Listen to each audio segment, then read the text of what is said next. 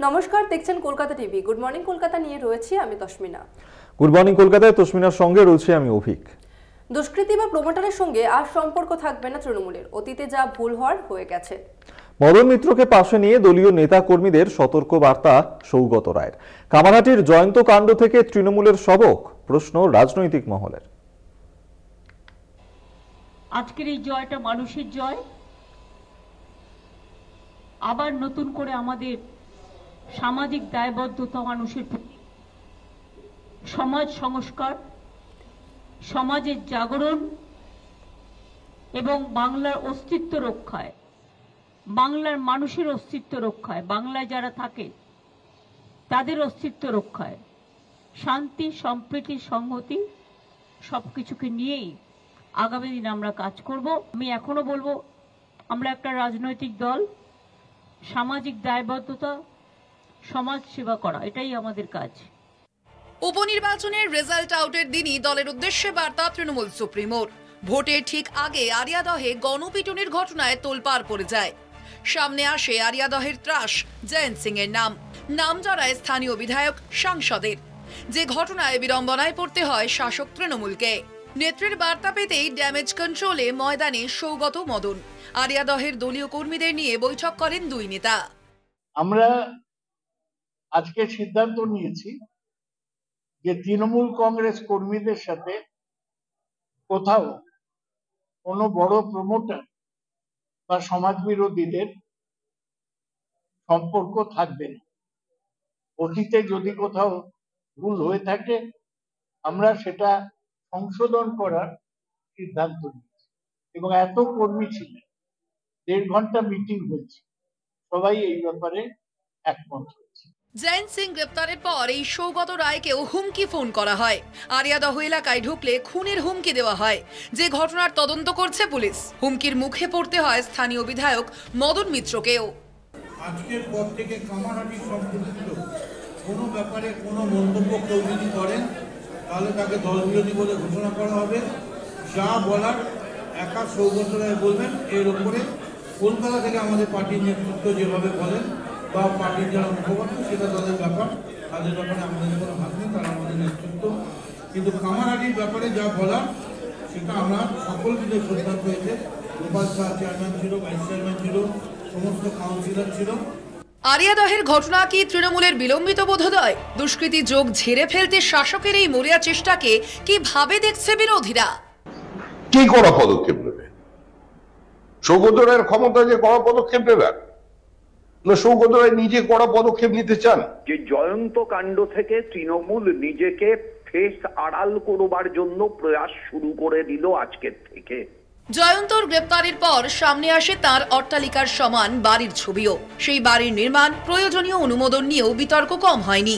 একজন সাধারণ দুধ ব্যবসায়ীর ছেলে কিভাবে এত প্রভাব প্রতিপত্তি তার, তা নিয়েও রয়েছে একাধিক প্রশ্ন। কলকাতা টিভি। লোকসভার পর বিধানসভা উপনির্বাচনেও বিজেপির ভরাডুবি, অথচ 4 আসনেই হিন্দু ভোটার সংখ্যাগরিষ্ঠ। তাহলে হিন্দু ভোট ব্যাংকে বিজেপির ধসের কারণ কি? প্রশ্ন উঠছে, তাহলে কি সাম্প্রদায়িক রাজনীতি থেকে মুখ ফেরাচ্ছে হিন্দু ভোটাররা? একই রকম ভাবে সংখ্যালঘুরা মুখ ফেরাচ্ছে বাম কংগ্রেস থেকে। তাহলে বাম কংগ্রেস জোটের ভবিষ্যৎই বা কি? উপনির্বাচনেও সবুজ ঝড়, বঙ্গে হোয়াইট ওয়াশ বিজেপি। লোকসভার পর বিধানসভা উপনির্বাচনেও রানার আপ বিজেপি। পদ্মের জেতা 3 কেন্দ্র তৃণমূলের দখলে। উপনির্বাচনে হিন্দু ভোট ব্যাংকে ধস বিজেপির। মানিকতলা 97% হিন্দু ভোটার, বিজেপির ভোট শতাংশ 18। রায়গঞ্জে 93% হিন্দু ভোটার, বিজেপির ভোট শতাংশ 24। বাগদায় 87% হিন্দু ভোটার, বিজেপির ভোট শতাংশ 38%। রানাঘাট দক্ষিণে হিন্দু ভোটার 91%, বিজেপির ভোট শতাংশ 36। 1 মাস আগে লোকসভা নির্বাচনে এই 3 আসনে বিপুল ভোটে এগিয়েছিল বিজেপি। তাহলে কেন উপনির্বাচনে ভরাডুবি? এই 4 বিধানসভা কেন্দ্রে হিন্দু ভোটার সংখ্যাগরিষ্ঠ। মানিকতলা কেন্দ্রের একাংশে অবাঙালি হিন্দু ভোটারে আধিপত্য, বেশিরভাগই রাজস্থানী, গুজরাতি। তারাও কি বিজেপির থেকে মুখ ফেরালেন? তাহলে কি সাম্প্রদায়িক রাজনীতি থেকে মুখ ফেরাচ্ছেন হিন্দু ভোটাররা? গোটা রাজ্য জুড়ে গণতন্ত্র হত্যা দিবস সাধারণ জনগণ পালন করুন। As a leader of opposition representing 2,33,27,000 voters. আমি আপিল করছি আপনারা নামুন। আগামী 19 তারিখ থেকে এই উপনির্বাচনে যারা ভোট দিতে পারেননি, যারা আক্রান্ত হয়েছেন, তাদের বাড়ি বাড়ি বিরোধী দলনেতা এবং বিজেপির এমএলএরা তাদের বাড়ি বাড়ি পরিদর্শন করবে। 21 তারিখ গণতন্ত্র হত্যা দিবস হবে। বিজেপির এই নেতাদের দিয়ে তো হবে না। চচ্চড়ির মেটেরিয়াল বিজেপির নেতারা, আপনি বিরিয়ানিটা রাঁধবেন কোথা থেকে? বিজেপি রাজ্য বিজেপির নেতারা হচ্ছে চচ্চড়ির মেটেরিয়াল, তো বিরিয়ানিটা বিজেপি রাঁধবে কোত্থেকে? তাই কথায় কথায় নাচতে না জানলে উঠোন মাখা। প্রথমে বলতো সিবিআই ইডি পাঠাচ্ছি, গ্রেপ্তার হবে, এখন সেটা বলে না। বিধানসভা উপনির্বাচনে মুখ থুবড়ে পড়েছে বাম কংগ্রেস জোট। ভোটের ফলে লাগাতার ধরাশায়ী। লোকসভা ভোটে সিপিএমের 2 প্রার্থী সুজন চক্রবর্তী ও মোহাম্মদ সেলিম বাদে বাকি সব আসনে বামেদের জামানত বাজেয়াপ্ত হয়। কংগ্রেসও উপনির্বাচনে অস্তিত্বহীন। তাহলে বাম কংগ্রেস জোটের ভবিষ্যৎ কি? রায়গঞ্জে বাম কংগ্রেস জোট লোকসভা নির্বাচনে ভোট পেয়েছিল 14,477, বিধানসভা উপনির্বাচনে 23,116। রানাঘাট দক্ষিণে বাম কংগ্রেস জোট লোকসভা নির্বাচনে পেয়েছিল 21,219 ভোট, বিধানসভা উপনির্বাচনে 13,082। বাগদাতে বাম কংগ্রেস জোট লোকসভা নির্বাচনে পেয়েছিল 4,839 ভোট, বিধানসভা উপনির্বাচনে পেয়েছে 9,486 ভোট। মানিকতলাতে লোকসভা নির্বাচনে বাম কংগ্রেস জোট পেয়েছিল 9,421 ভোট, বিধানসভা উপনির্বাচনে 9,502। লোকসভা থেকে বিধানসভা উপনির্বাচন। বঙ্গ রাজনীতির ট্রেন্ড বলছে হিন্দু ভোটাররা ভরসা রাখছে বিজেপি এবং তৃণমূলের ওপরই। একই রকমভাবে সংখ্যালঘুরা মুখ ফিরিয়ে রেখেছেন বাম কংগ্রেস থেকে। কলকাতা টিভি।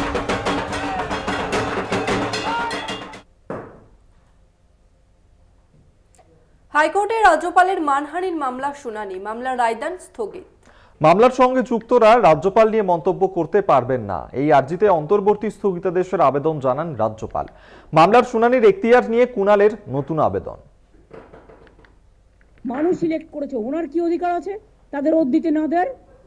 উনি স্পিকারকে অথরাইজ করবেন, ডেপুটি স্পিকারকে অথরাইজ করবেন, না হলে নিজে অ্যাসেম্বলিতে যাবেন।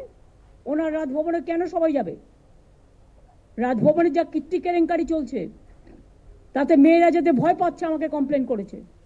বিধায়কদের শপথ জট নিয়ে রাজভবন নবান্ন সংঘাত চরমে ওঠে মুখ্যমন্ত্রীর বক্তব্যের পর। রাজ্যপালের বিরুদ্ধে শ্লীলতাহানির অভিযোগ, সেই প্রসঙ্গ টেনে মুখ্যমন্ত্রীর বক্তব্য ছিল মহিলারা রাজভবনে যেতে ভয় পাচ্ছেন। এই বক্তব্যের পরই মুখ্যমন্ত্রীর বিরুদ্ধে মানহানির মামলা করেন রাজ্যপাল সিভি আনন্দ বোস। সোমবার সেই মামলার শুনানি হয় বিচারপতি কৃষ্ণা রাওয়ের বেঞ্চে। রাজ্যপালের মানহানির মামলায় রায়দান স্থগিত। হাইকোর্টে মুখ্যমন্ত্রী বনাম রাজ্যপাল মামলার শুনানি শেষ। রাজ্যপালের মানহানির মামলায় রায়দান স্থগিত। মামলায় রাজ্যপালের আবেদন ছিল মামলার সঙ্গে যুক্ত ব্যক্তিরা রাজ্যপাল নিয়ে কোনো মন্তব্য করতে পারবে না, মামলার নিষ্পত্তি না হওয়া পর্যন্ত স্থগিতাদেশ বজায় থাকুক। মামলায় রাজ্যপালের আইনজীবী ধীরাজ দ্বিবেদীর সওয়াল, 2 প্রার্থীর শপথের কথা চিঠিতে জানানো হয়। প্রার্থীরা জানান তারা বিধানসভায় শপথ নিতে চান, কিন্তু চিঠিতে তারা ভয় পাচ্ছে বা অন্য কিছু তার উল্লেখ নেই। শাসক দলের তরফে বলা হয় মহিলারা ভয় পাচ্ছে রাজভবন যেতে। তৃণমূলের মুখপাত্র সময় বেঁধে দেন, সময় শপথ না করালে তাজ প্যালেস হোটেলের অধ্যায় সামনে আসবে। কারো সম্মানে আঘাত করা ঠিক না, আপাতত এমন মন্তব্য বন্ধ রাখার আবেদন জানাচ্ছি। মমতা বন্দ্যোপাধ্যায়ের আইনজীবী সৌমেন্দ্রনাথ মুখোপাধ্যায়ের পাল্টা সওয়াল, মমতা বন্দ্যোপাধ্যায় সরাসরি এই কথা বলেননি। রাজভবনের ঘটনায় মহিলারা অভিযোগ জানিয়েছেন, বিধায়করা ভয় পাচ্ছেন রাজভবনের শপথ নিতে। এই অভিযোগের কথা মুখ্যমন্ত্রী তুলে ধরেছেন। মুখ্যমন্ত্রীর বক্তব্যের বিরোধিতা কোনো মহিলাও করেননি। অভিযোগকারিনীর বক্তব্য মুখ্যমন্ত্রী তুলে ধরেছেন, সেখানে তার বিরুদ্ধে কি করে মানহানির মামলা দায়ের করা যায়। বিধায়ক সায়ন্তিকা বন্দ্যোপাধ্যায় এবং রিয়াত হোসেনের বিরুদ্ধেও মানহানির মামলা করা হয়। সোমবার আদালতে সায়ন্তিকা বন্দ্যোপাধ্যায়ের আইনজীবী জয়ন্ত মিত্র সওয়াল করেন, সংবাদ মাধ্যমে প্রকাশিত খবরের দায়িত্ব সায়ন্তিকার উপর বর্তায় কিভাবে? কি করে সরাসরি মানহানির অভিযোগ ওঠে? রাজ্যপালকে চিঠি দেওয়া হয়েছিল সম্মান জানিয়ে। সংবাদ মাধ্যমকে দেওয়া সায়ন্তিকার বক্তব্য ছিল শপথ নিয়ে প্রশাসনিক মন্তব্য, সেখানে মানহানির মতো কিছু ছিল না। এদিন মামলার শুনানির এখতিয়ার নিয়ে কুণাল ঘোষ নতুন আবেদন করেন। এই আবেদনের প্রেক্ষিতে হলফনামা জমা দিতে নির্দেশ আদালতের। কলকাতা টিভি। গুড মর্নিং কলকাতায় এখন সময় একটা বিরতির। অন্যান্য খবর নিয়ে ফিরছি বিরতির পর, সঙ্গে থাকুন। ফিরে এলাম বিরতির পর। বাদুড়িয়ার পর কুলতলি, এবার কুলতলিতে অভিযুক্তকে ধরতে গিয়ে আক্রান্ত পুলিশকে লক্ষ্য করে গুলি। রবিবার বাদুড়িয়ায় মধুচক্রের আসর বন্ধের দাবিতে বিক্ষোভ তুলতে গিয়েই ক্ষোভের মুখে পড়তে হয় বাদুড়িয়া থানার পুলিশকে। সেই হামলায় গ্রেফতার করা হয় 4 জনকে।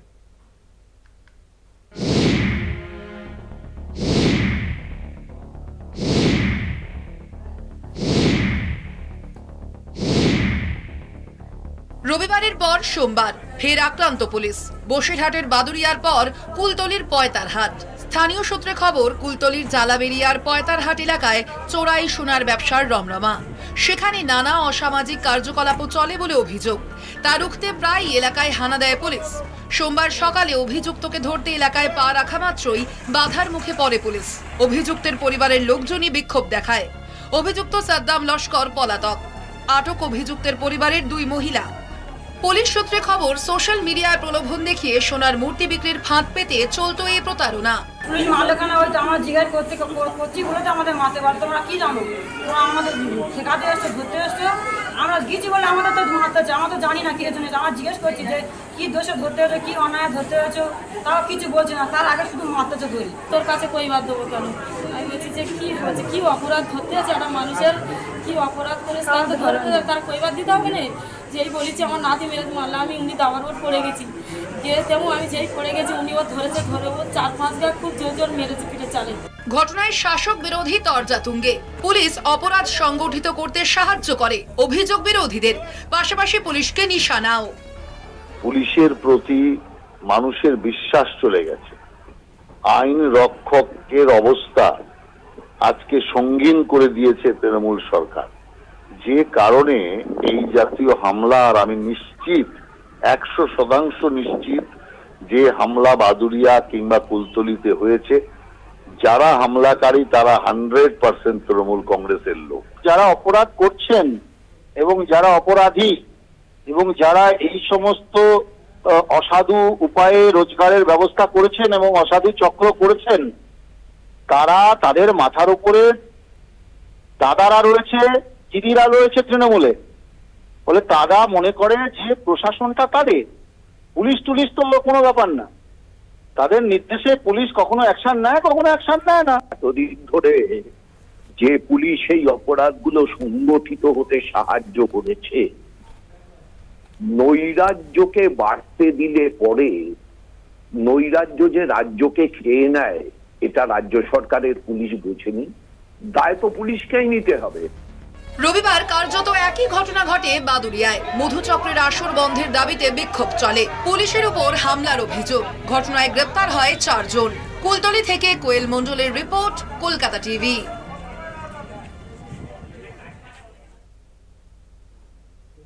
কুলতলি কাণ্ডে নয়া মোড়। মূল অভিযুক্ত সাদ্দাম সর্দারের বাড়ির খাটের তলায় খোঁজ মিলল গোপন সুড়ঙ্গর। বাড়ির সুড়ঙ্গ দিয়ে সাদ্দাম পালিয়েছে প্রাথমিক অনুমান পুলিশের। গভীর সুড়ঙ্গের মধ্যে ছিল একটি খাল, বাইরে চলে যাওয়ার গোপন রাস্তা এই সুড়ঙ্গ, এমনটি অনুমান পুলিশের। এইখানে তার জন্য বরাদ্দ থাকতো একটি নৌকা, এর মাধ্যমেই সে পার হয়ে যেত অন্য জায়গায়।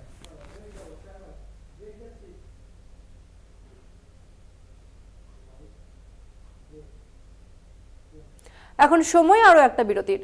অন্যান্য খবর নিয়ে ফিরছি বিরতির পর, সঙ্গে থাকুন। ফিরে এলাম বিরতির পর। ভর্তি বিতর্কে জট এবার কাটল। সোমবার কাউন্সেলিং এর জন্য বর্ধমান বিশ্ববিদ্যালয়ে পৌঁছলেন অর্ণব দামের। জেলবন্দি অর্ণব একসময় মাওবাদী কাজকর্মে জড়িয়ে পড়েন, আর তার এই রাজনৈতিক পরিচয়ের কারণেই উচ্চশিক্ষায় বাধা হয়ে দাঁড়ায়। বিতর্কে জড়ান বর্ধমান বিশ্ববিদ্যালয়ের উপাচার্য। শেষ পর্যন্ত কাটল জট। স্বপ্ন পূরণের পথে আরও এক ধাপ এগিয়ে গেলেন প্রাক্তন মাওবাদী নেতা। তাকে দিয়েই শুরু কাউন্সেলিং। আমি আশ্বাস পেয়েছি যে অর্ণব নামের পিএইচডি সংক্রান্ত বিষয় নিয়ে কোনো অসুবিধা হবে না। কারা কর্তৃপক্ষ সব রকম সহযোগিতা করবেন এবং অর্ণবের সিকিউরিটির ব্যবস্থা করবেন। তাই ভর্তির প্রক্রিয়া থামিয়ে না রেখে চালু করা হয়েছে। একসময় বই সরিয়ে রেখে বন্দুক হাতে তুলে নেন অর্ণব। শিলদা ক্যাম্পে হামলার ঘটনাতেও নাম জড়ায় মাওবাদী নেতা অর্ণব দাম ওরফে বিক্রমের। গত 29শে ফেব্রুয়ারি তাঁর সাজা ঘোষণা হয়। প্রথমে পশ্চিম মেদিনীপুর জেল, পরে গত 17ই মার্চ থেকে অর্ণবের ঠিকানা হয় চুঁচুড়ার সংশোধনাগার। সংশোধনাগারের গ্রন্থাগারে পড়াশোনা শুরু করেন অর্ণব। ইতিহাসে পিএইচডি করার জন্য বর্ধমান বিশ্ববিদ্যালয়ে ইন্টারভিউ দেন। 250 জনের মধ্যে প্রথম স্থান লাভ করেন প্রাক্তন মাওবাদী নেতা। চলতি মাসের 9 তারিখ ভর্তি কাউন্সেলিং হওয়ার কথা ছিল, কিন্তু একদিন আগে বিজ্ঞপ্তি জারি করে কাউন্সেলিং স্থগিত করা হয়। অর্ণবের ভর্তি আটকাতেই এমন সিদ্ধান্ত, শুরু হয় বিতর্ক। এই আবহে অর্ণবের পড়াশোনা নিয়ে সরব হন তৃণমূল মুখপাত্র কুণাল ঘোষ। অর্ণবের গবেষণায় বাধা দেওয়া নিয়ে উপাচার্যের দিকে আঙুল তোলেন।